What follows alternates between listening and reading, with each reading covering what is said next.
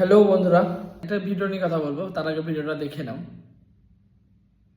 তো এই যে ভিডিওটা, এখানে একটা যে মুসলিম ছেলে নামাজ পড়ে আসছিল, তা গোটা কয়েকটা হিন্দুর যুবকরা তাকে আটক করে, তাকে জোর করে জয় শ্রীরাম স্লোগান দিতে বলে।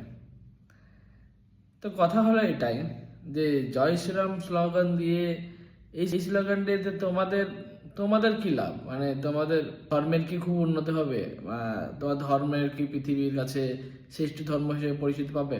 এইসব জোর করে বলিয়ে তোমাদের হবেটা কি? এই যে সব জিনিস তো এই ভক্তির জিনিস। কোনো ভগবানের বন্দনা করা, ভগবানের প্রার্থনা করা বা আল্লাহর জন্য নামাজ পড়া, এগুলো তো একটা মানুষের ভক্তির জিনিস। মানুষ ভক্তি হিসাবে মানুষ আল্লাহর কাছে হোক বা ভগবানের কাছে হোক, এইভাবে ভক্তির মাধ্যমে সে প্রার্থনা করে, সেটা তার দারিদ্রতা দূর করে, তার শারীরিক সুস্থতা দান করে, তার যেন সবকিছু ভালো থাকে। ভক্তি সাধনা এইভাবে হয়। এই জিনিসটা জোর করে তো হয় না যে ভগবানকে হয়তো কিছু ঘুষ দিয়ে বা আল্লাহকে কোনো ঘুষ দিয়ে তারপরে কিছু ভালো কিছু আশা করব, এটা তো হয় না এভাবে। মনটা শুদ্ধ করে, যে কোনো জবরদস্তি করে না। যে ভক্তি জিনিসটা কোনোদিন কোনো জবরদস্তির মাধ্যমে আসে না।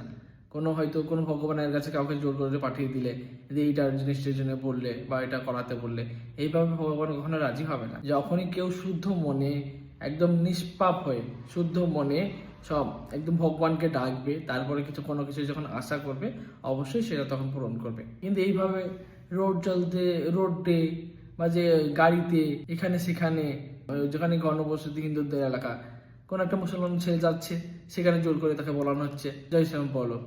এইগুলা করে না, এইগুলা করে নিয়ে তোমাদের ধর্মের কোনো লাভ হবে না, ঠিক আছে? এইগুলো নিয়ে শুধুমাত্র তোমাদের যে দাদাগিরি আর জঙ্গলরাজ, এইটাই প্রকাশ পাবে, তাছাড়া কিছুই না।